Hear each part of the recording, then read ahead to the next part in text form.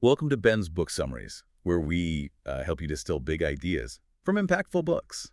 Today, we're diving deep into Stephen Hawking's A Brief History of Time, a book that captivated the world and spent a record-breaking 237 weeks on the London Sunday Times bestseller list. You know, it's incredible how Hawking managed to make complex subjects, like cosmology and quantum mechanics, accessible to a broad audience. It really speaks to his skill as a science communicator. Right. Published on April Fool's Day in 1988. It wasn't a prank, but a genuine attempt to address the fundamental questions we all ponder.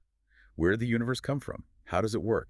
And what is our place in this vast cosmic expanse? Hawking had a remarkable ability to break down complex ideas into digestible chunks, using witty analogies and thought experiments that made even the most mind-boggling concepts relatable. Okay, so let's set the stage. Before we dive into the specifics, you give us a little background on Stephen Hawking himself. His story is pretty remarkable.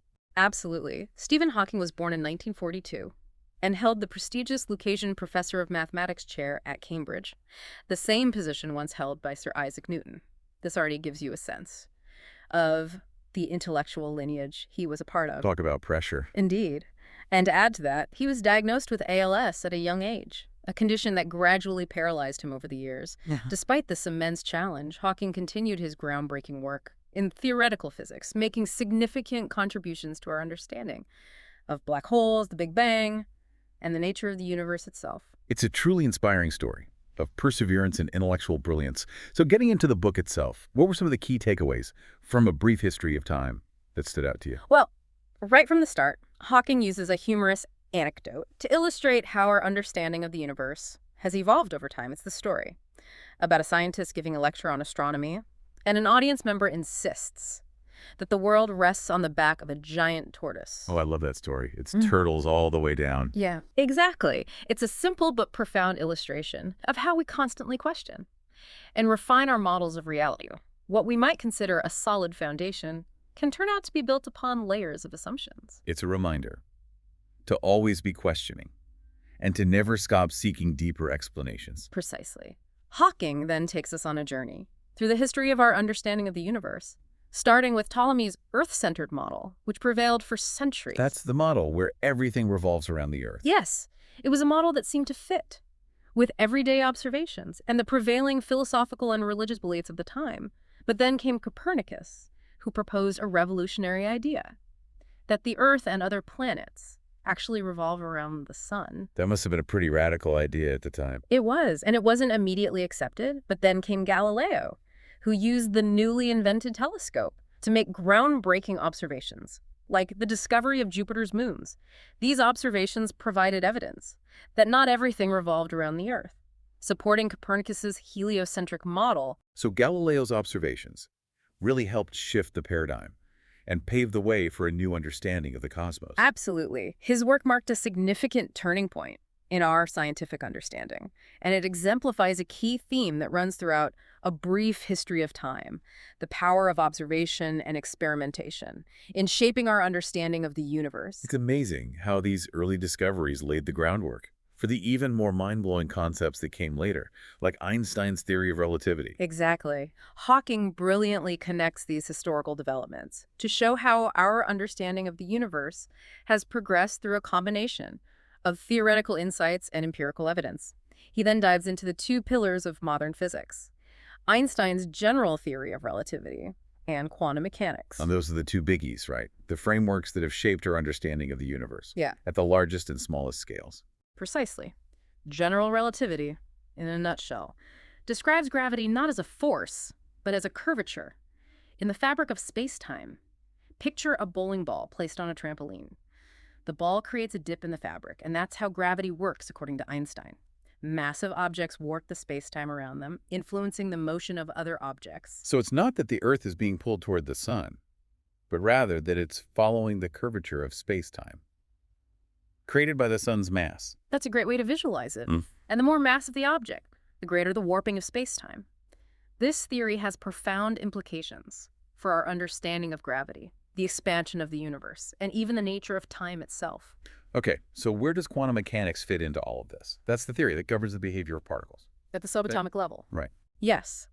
Quantum mechanics deals with the strange and counterintuitive world of atoms and the particles within them. One of its key principles is Heisenberg's uncertainty principle, which states that we can't simultaneously know both the position and momentum of a particle. With perfect accuracy, this inherent uncertainty challenges our classical notions of cause and effect and introduces a probabilistic nature to reality at the smallest scales. So it's not that we lack the tools to measure these things precisely, but that there's a fundamental limit to what we can know about the universe at this level. Exactly, and this uncertainty has profound implications for our understanding of the universe. Another mind-bending concept from quantum mechanics is the wave-particle duality. This principle suggests that particles can exhibit both wave-like and particle-like behavior, depending on how we observe them. So an electron can act like a tiny marble and a ripple in a pond at the same time. Essentially, yes. It's a concept that still baffles physicists today, and it highlights the strange and counterintuitive nature of reality at the quantum level. Now, here's where it gets really interesting. These two theories, general relativity and quantum mechanics, are incredibly successful in their own domains, but when you try to combine them, they clash. So we have these two incredibly powerful frameworks that explain the universe at different scales, but they don't quite fit together. That's the problem. This incompatibility is one of the biggest challenges. In modern physics, Hawking dedicates a good portion of the book to exploring this conflict and the ongoing search for a unified theory that can reconcile these two giants. It's like having two pieces of a puzzle. That should fit together perfectly, but just don't. Exactly. And finding that missing piece, that unified theory, could revolutionize our understanding of the universe.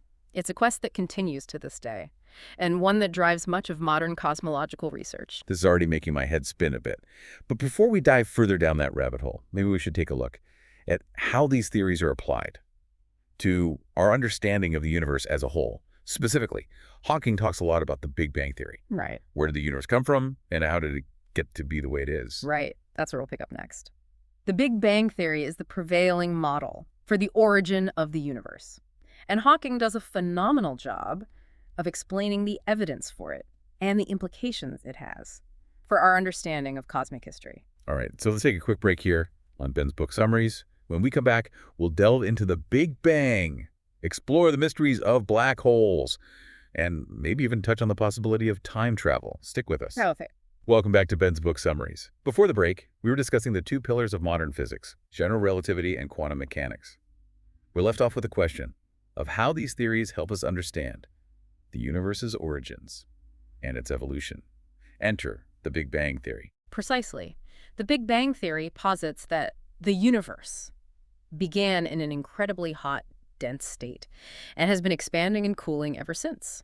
Hawking presents compelling evidence for this theory, like the red shift of light from distant galaxies. So, if we think of sound, it's like the Doppler effect, where the pitch of a siren changes. As an ambulance speeds past, the sound waves are compressed as the ambulance approaches, making the pitch higher, and stretched as it moves away, lowering the pitch. That's a great analogy. Just like sound waves, light waves also get stretched. As the source moves away from us, this stretching shifts the light towards the red end of the spectrum, hence the term redshift.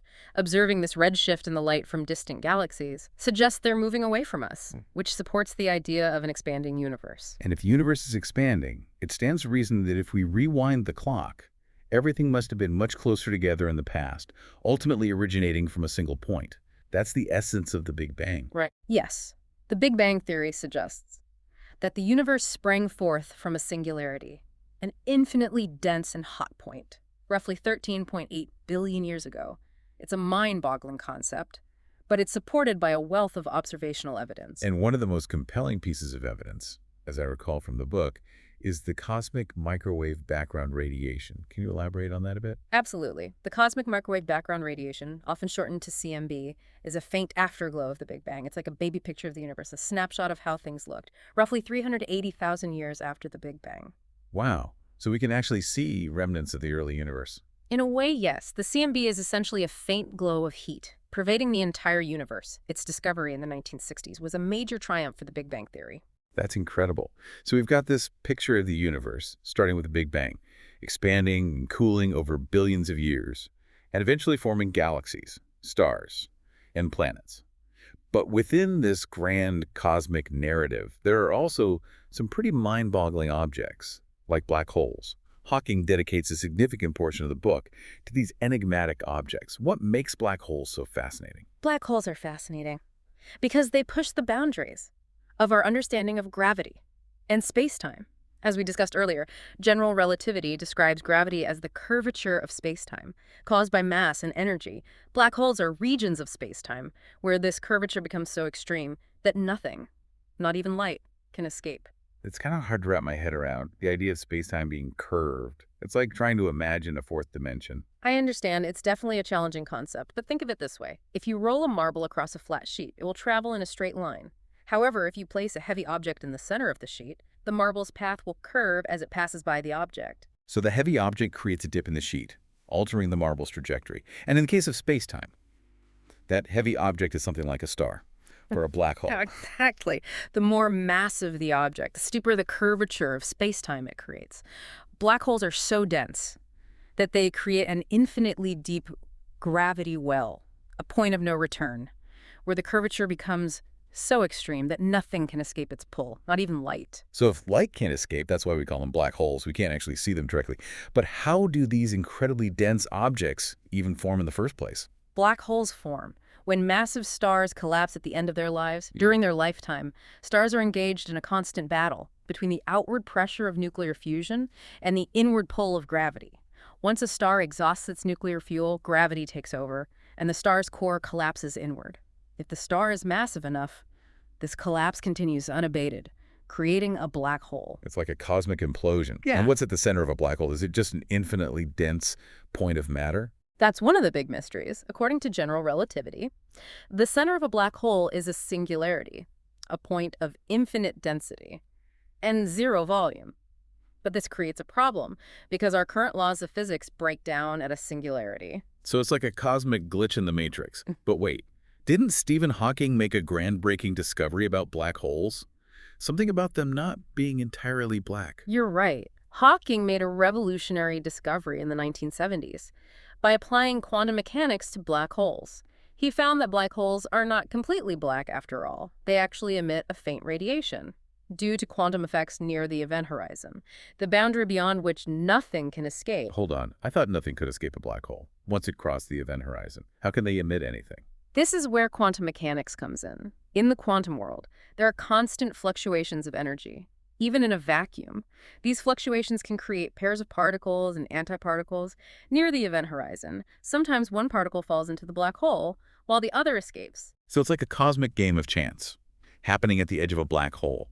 And the particles that escape form this Hawking radiation. Exactly. This was a groundbreaking discovery because it implied that black holes are not eternal prisons, but can actually evaporate over time, though this process is incredibly slow for typical black holes. Wow. So black holes are not only incredibly dense objects that warp space and time, but they're also slowly leaking energy back into the universe. It's almost like they have a lifespan, just like stars. That's a great way to think about it. Hawking radiation was a significant revelation because it connected the realms of general relativity and quantum mechanics, hinting at the possibility of a deeper, unified theory that could encompass both. Okay, my mind is officially blown. This deep dive into a brief history of time has been a wild ride so far. We've covered everything from the expanding universe and the Big Bang to the mind-boggling physics of black holes and Hawking radiation.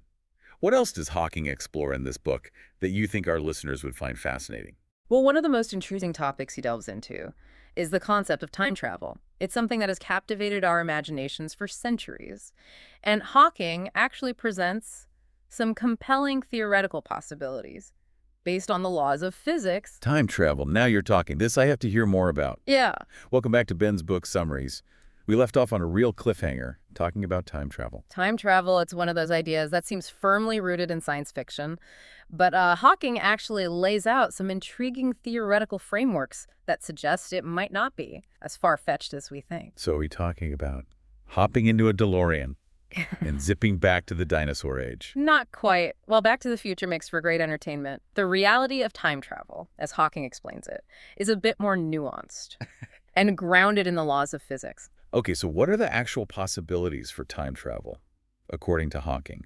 Where do we even begin to explore this concept? Well, one avenue he explores is the idea of wormholes, which are theoretical tunnels or shortcuts through space-time. Imagine folding a piece of paper in half and then poking a hole through both layers. The hole represents a wormhole, connecting two distant points in space-time. Theoretically, if we could create and stabilize a wormhole, it could potentially act as a portal through time. So it's like a cosmic shortcut, allowing us to bypass the vast distances of space and potentially even jump across different points in time. That's the idea. However, there are significant challenges. Creating and stabilizing a wormhole would require manipulating gravity in ways we currently don't understand. It would likely require something called exotic matter, which has negative energy density, a concept that, while theoretically possible, is far beyond our current technological capabilities. Okay, so wormholes might be a long shot. Are there any other possibilities for time travel that Hawking discusses?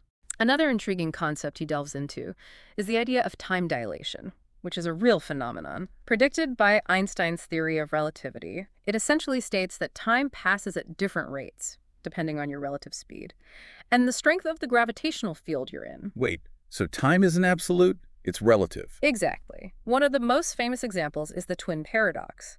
Imagine one twin stays on Earth, while the other travels at near the speed of light for a significant period. When the traveling twin returns, they will have aged less than the twin who remained on Earth. So the traveling twin effectively jumps into the future. That's mind-blowing. It is.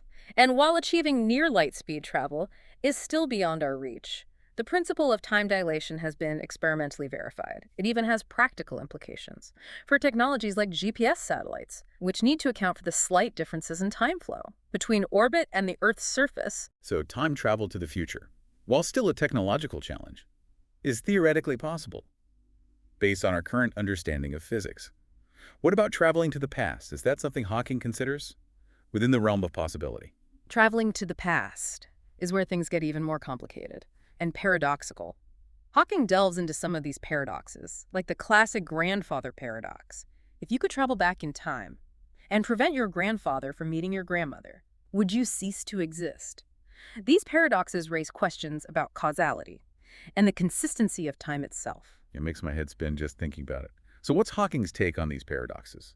Does he believe time travel to the past is possible, or does he rule it out? Hawking doesn't offer a definitive answer, but he presents some thought-provoking possibilities. One idea he explores is the concept of consistent histories, which suggests that even if time travel to the past were possible, the universe would somehow conspire to prevent paradoxes from occurring.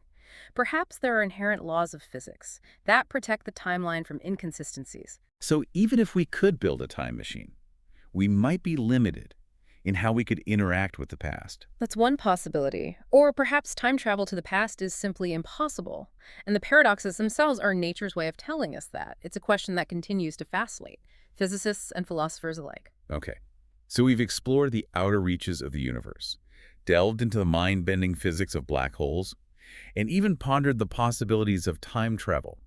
But before we wrap up, there's one more profound topic Hawking addresses. In A Brief History of Time, I wanted to touch on the role of God in the universe. That's a deep and complex question, and Hawking approaches it with both scientific rigor and philosophical insight. It's important to note that his views on the matter evolved over time. In earlier editions of the book, he seemed to suggest that finding a complete unified theory of physics would be like knowing the mind of God. So at one point, he saw the pursuit of a unified theory as a way to understand the ultimate design of the universe. Yes.